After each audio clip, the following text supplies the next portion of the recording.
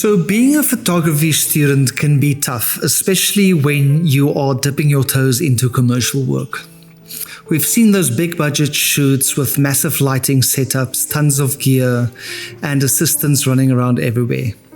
And honestly, it can feel a bit intimidating. But let's be real, most of us don't have that kind of a budget, crew or gear, especially when you're just starting out and you're doing solo work. Even wedding photographers these days works in teams, and they have second shooters and multiple cameras and huge lighting setups. And I think here's the thing.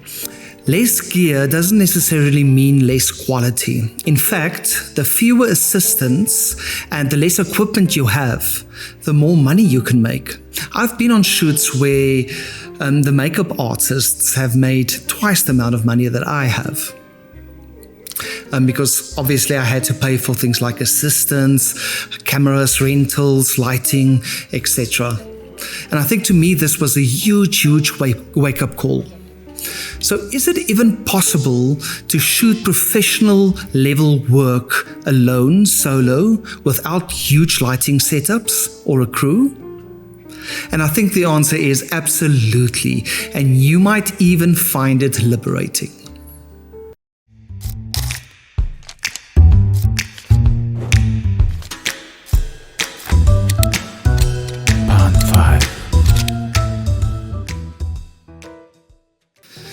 So the truth is, creativity thrives under constraints. It's not about how much gear you have. It's about how well you use what you have.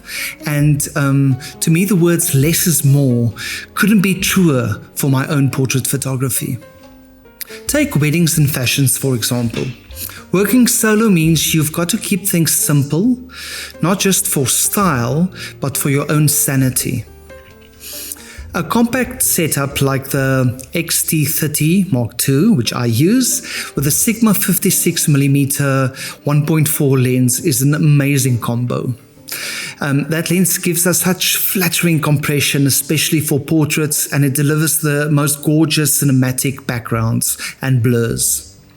Plus, shooting wide open at 1.4 makes blending natural light with a flash so much easier. So speaking about a flash, sometimes or most of the time I like to use manual flash for my off-flash camera photography, and in this case I use the Godox TT5020 Mark III, I think it's called, paired with the XT2F trigger that just gives me that possibility to use the flash off camera. And obviously, you don't need to walk back and forth adjusting your settings. You definitely don't need an assistant for that. And I think with that kind of freedom, it is a game changer when it comes to portrait photography for me, especially during fast-paced wedding moments. And if you add the Godox S2 bracket and a 55cm silver reflector to that combo, it is the most amazing results you can find. And suddenly that speed light turns into a studio strobe. The light gets focused, adding that pop to the cheekbones and that beautiful softness to the skin, and it gives it that great cinematic look. So what about the light stand? Your light stand serves as your silent assistant. Just adding a sandbag for stability, for example, if it's a windy day, and you are good to go.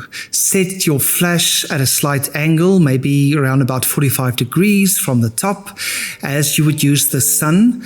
And then you can use the sun as a background, as a full light or a rim light. And this is a super clean, easy setup that keeps you nimble and focused on the subject. So you don't have to use a lot of gear.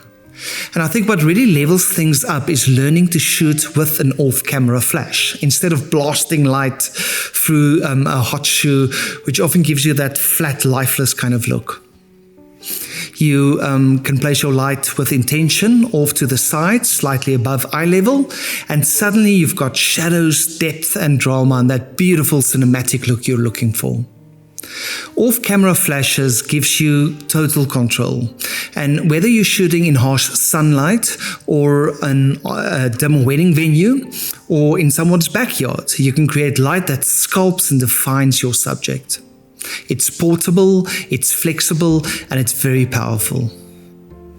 And I think when you're working solo, having a remote trigger like the Godox XT2 just helps you to control the light without moving to the light all the time and without moving and really kind of like getting your composition wrong. You can just set this or change the settings on the remote itself, and you can control your light exactly the way you want. So this kind of method is really efficient, it's fast, and it really helps you in your workflow. Like Saul Leiter once said, the things that are truly important are quiet and simple things. I truly believe that applies to photography. When you keep your gear simple and your setup simple, it really helps you to focus on the things you need to. It helps you to connect with the moment, and it also helps you to actually connect with the person you're shooting or the model you are communicating with. So in the end, it's not about having the most or the most gear or the most expensive gear. It's about what you have and what you use with a specific purpose. So what is the best setup? And I really truly believe, and it might be a cliche, but it's the one that makes you focus and the one that you have with you to help you to see, to help you to feel, and to help you to capture that specific story. I'll have links in the description of the specific gear I use for this shoot and other shoots like this. Most of the prices are South African prices. So if you are a student photographer or even a professional photographer that just want to simplify your shoots, please go look at what I use in the description below. And it's also important to only award yourself with new gear as you evolve and get to know your gear or the ones you already have. So keep things simple and as simple as you can, and it'll truly, truly improve your photography. I hope this helps, and if you have any comments or any ideas, please let me know, and we'll be looking at specific techniques of how to use this off-camera flash lighting methods and different modifiers maybe in videos to come. So I hope that you guys can go out there, enjoy some of the shoots, and let's see if we can get our portrait photography to be better. I will definitely see you soon. Bye guys.